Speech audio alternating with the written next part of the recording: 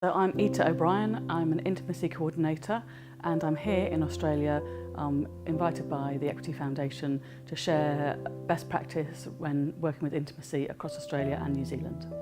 So what the Intimacy Onset Guidelines do and what I'm sharing with everybody is giving a clear process and a clear structure when working with intimacy so that it allows everybody to approach working with intimate scenes and sexual content in a way that allows them to both serve the work, create really good scenes, it keeps the actors safe, it saves time and ultimately it puts in best practice into the industry. So I have been so lucky to have just taken part in Ita O'Brien's seminar and workshops in regards to intimacy on set and stage, and it has been the most incredible couple of days. It's so enlightening to actually have process and protocols in order to be safe on stage and set whilst also being vulnerable. It means that you can just be in the scene, relax and know that there's a contract between the performers and the director. It's a no-brainer. I personally learnt so much, both I suppose as a performing artist and also as a psychologist. Those guidelines are golden. They offer, I guess, a new approach. Anyone can get those guidelines at itaobrien.com, Ita spelt I-T-A.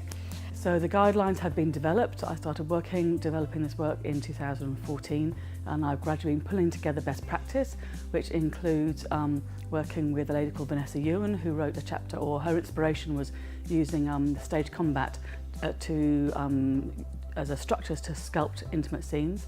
And then also I found really good guidelines that spoke just to the actor, written by New Zealand Equity. So I was in contact with Jennifer Ward-Leland and inviting her to, or asking her if she would be okay with me using her guidelines as a basic structure. But I have extended the guidelines so it covers the whole industry. So it starts with producers, so inviting producers to start thinking about this through to director, to agent, to casting director, through into the actor, right the way through from the audition to rehearsal process into filming or rehearsals or performance on stage, and then into also the aftercare, looking after yourself after you've finished working on this content. I think that this workshop will provide a springboard for a number of individuals who've been part of it to train as intimacy coordinators and therefore bring intimacy coordination into rehearsal rooms, onto sets and into our educational environments so that this language and this code of practice can be instilled from the base up through the industry, and then across time it will just become part of the norm. Attending Ita's workshops has been amazing. It's really great as a director to have a framework to be able to prepare and talk and work through intimate scenes with actors and to keep everybody safe. Not only the actors, but myself as a director, and in fact, the whole production. To explore different language, the way we can talk about scenes so that it's very much the personal is kept separate from the professional. And you can clearly see that distinction, and to be able to practice and go through step by step in a safe environment has been really beneficial. I think that yet again this shows that the opportunities provided by the Equity Foundation and the New Zealand Film Commission can really provide for a real culture shift in the way we make work in this country.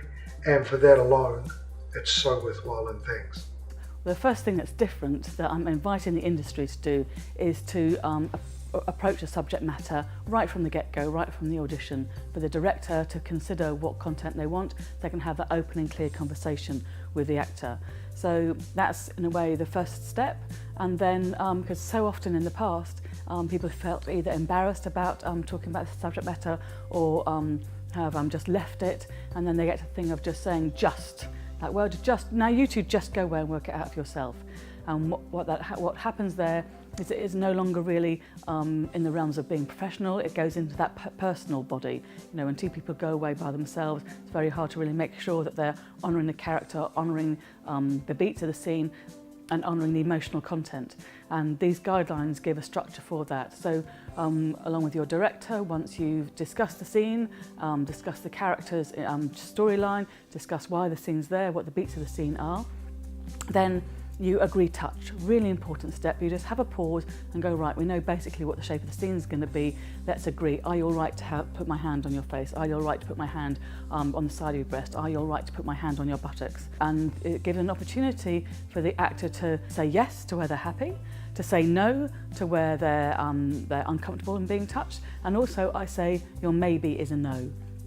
And this allows then for clear agreement and consent of what body parts can be used, and then that's what you choreograph with. And then you sculpt the scene, and the next step is then that you choreograph really clearly with those body parts, saying in words. So I place my hand here, I step forward, I gaze into your eyes, and we kiss. So just like a dance, yes, you're being really clear in knowing what the movements are and anchoring that by also speaking them out. And that means that the actor is really present and conscious, that everybody knows what the shape of the physical scene will be, and that there are going to be no surprises when they get to filming. Then you reconnect with the emotional journey so that you get the you can really add in more nuance and more quality of how those moves are done, and particularly with a kiss. So when we agree touch, we just do a peck. And then particularly in the emotional journey, that's where you're going to find out how you kiss. If it's a passionate kiss, is it a furtive kiss? And that's going to show you duration, quality, and all the rest of it. And then once you've done those steps, then you put it all together, and by then you've got a scene that it serves the character. The actors feel comfortable, so you can stay enjoying the journey of the scene, and it's really telling the storytelling that you want, and the director's vision is served.